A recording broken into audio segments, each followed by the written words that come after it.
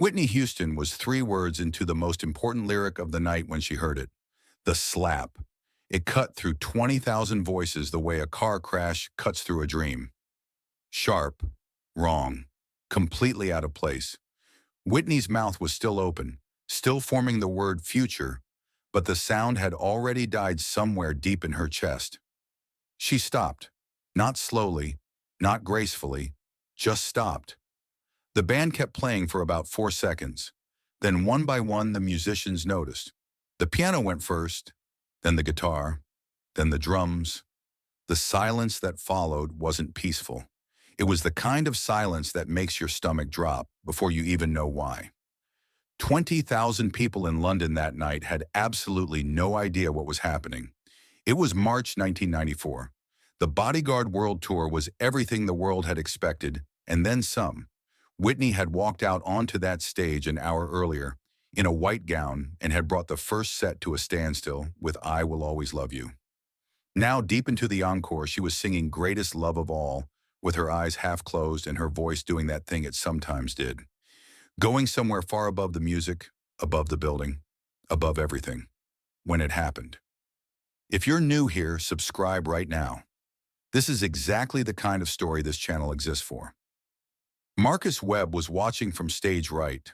He'd been working with Whitney long enough to read her body language from 50 feet away. Right now, everything about her posture said something was wrong. She was just standing there, staring at one specific point in the crowd. Maybe row 8, maybe row 9.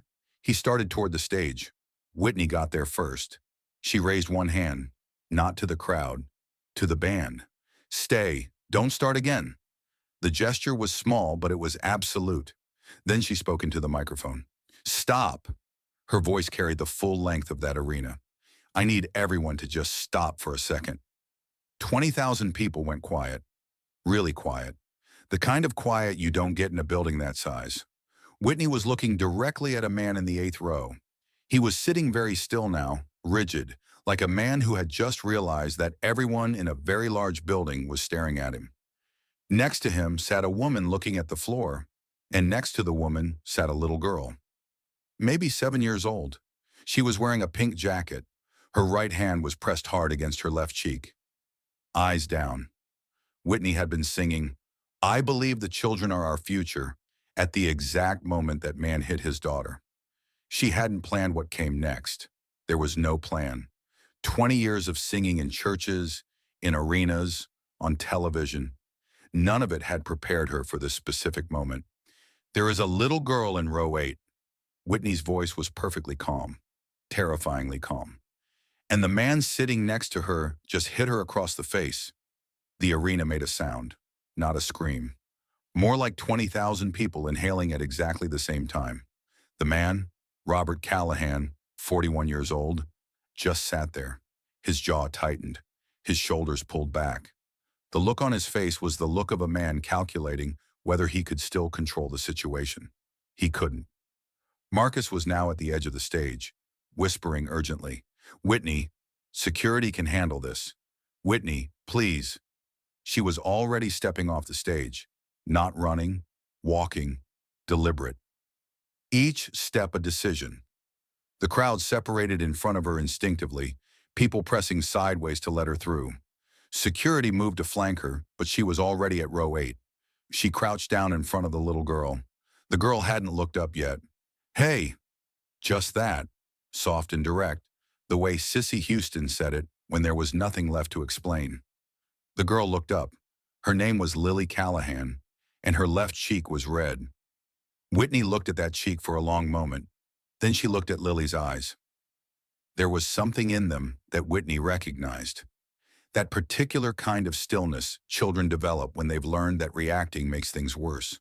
When they've decided the safest version of themselves is the quiet one. What's your name, baby? Lily. Barely a whisper. Lily. Whitney repeated it like it mattered, because it did. Robert Callahan stood up, stiff, loud. This is a family matter. His voice had the rehearsed authority of a man used to that phrase ending conversations. I'd appreciate it if you'd... Whitney stood up slowly. She turned and looked at him. It wasn't anger. It was worse than anger. The complete removal of all warmth, a wall coming down behind her eyes. "You hit your daughter," she said quietly, "during greatest love of all, while I was singing about how much children deserve." She let that land. "Do you understand what I'm saying to you?" Robert opened his mouth. Whitney didn't let him. "I want him removed." She said it to security without looking away from Robert. "Right now. Please." Robert tried once more. Something loud about discipline that nobody could quite hear over the crowd's reaction. He was still talking as security walked him up the aisle. It couldn't. Whitney was already back on her knees in front of Lily. Karen Callahan, Lily's mother, was crying silently into her hands. She hadn't looked up once. She had that specific, defeated posture of a person who has been trying to disappear in public for a very long time.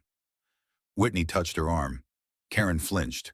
Whitney kept her hand there, steady, until the flinch stopped. "It's okay." That was all she said right then. She looked back at Lily. "You want to come stand with me for a minute?" Lily looked at her mother. Karen gave one small, shaky nod. What happened next, the people inside Earls Court that night have been talking about for 30 years. Whitney carried Lily up onto the stage. Lily stood there in her pink jacket under the lights, looking like a child who had walked into a dream she didn't entirely trust. Whitney crouched down beside her. "You know the words to this song?" Lily nodded. "Barely." "You want to help me finish it?" Whitney stood up and brought the microphone down close to Lily's level. She put one arm around the girl's shoulder. The band quietly started the opening bars again. Whitney started singing. But something had changed. If you've heard recordings from that night, and a few exist, you know what I mean. The voice was the same technically. Same power, same reach. But something was underneath it now that hadn't been there before. Something that made the song sound less like a performance and more like a promise. "I believe the children are our future." Lily didn't sing. She just stood completely still, leaning very slightly against Whitney's side. That was enough. By the final chorus, people in row 20 were crying. Not politely, crying the way you cry when something gets past every defense you have without asking permission. When the song ended, the applause had no shape. It was just noise, full and complete, filling Earl's Court from the floor to the very top seat. Whitney stood there with her arms still around Lily's shoulders and didn't move for a long moment. Then she crouched down one more time. She reached up and unclasped a small gold cross from around her own neck. She wore it at every concert. Her mother, Sissy, had given it to her years before. Back in the New Hope Baptist Church days. Back when Whitney was just a teenager with a voice that made grown adults stop in their tracks. She had worn it through every album, every arena show. She never went on stage without it. She put it around Lily's neck. Lily looked down at it. "That keeps you safe," Whitney said quietly. "It always kept me safe." 30 minutes later, in the dressing room below Earl's Court, Karen Callahan sat on a couch with Lily pressed against her side. Both of them looked like people who had just walked out of a building still on fire. Marcus Webb stood near the door. Whitney came in, still in her stage gown, and sat down directly across from them. Karen started apologizing before Whitney could say a word. She was mid-sentence about how she should have done something sooner, how she kept telling herself it would get better. Whitney let her finish, then leaned forward. "How long has he been doing this?" Karen stopped. The silence was its own answer. "I need you to hear me," Whitney said. "Not soft, honest. You didn't cause this, but your daughter is watching you every single day to understand what she deserves. What you do next is going to teach her." Karen's face came apart completely. She nodded and kept nodding. Whitney reached across and held her hand. They stayed like that for a while. Nobody said anything that needed to be said out loud. Before Karen and Lily left, Marcus handed them a folded piece of paper, a contact number for a domestic violence advocacy service in London, one Whitney had quietly asked him to find during the gap between the concert and the dressing room. Lily stopped in the doorway. She turned back and looked at Whitney. "Will you be okay?" she asked. Whitney stared at her. This little girl in a pink jacket with a gold cross around her neck, asking if Whitney was going to be all right. "Yeah, baby." Whitney's voice was very quiet. "I think I will." The story was everywhere by morning. British papers, American entertainment news, international wire services. Some headlines were generous. Others questioned whether she had handled it professionally.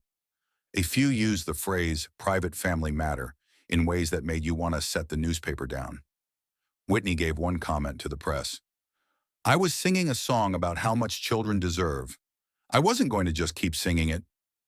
That was all." Years moved the way years do.